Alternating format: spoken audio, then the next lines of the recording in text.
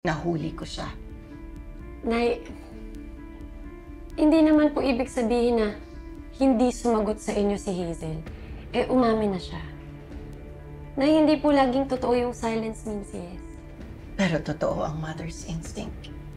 Ina ako na nakita ko sa kapwa-ina ang katotohanan.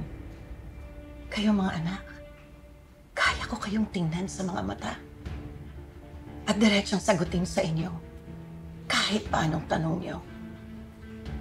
Pero si Hazel, kahit picture ng anak niya, hindi niya kayang tumingin at sabihin na hindi niya binayaran si Timo. Pupuntahan ko ulit si Timo. Ha? Bakit, Nay?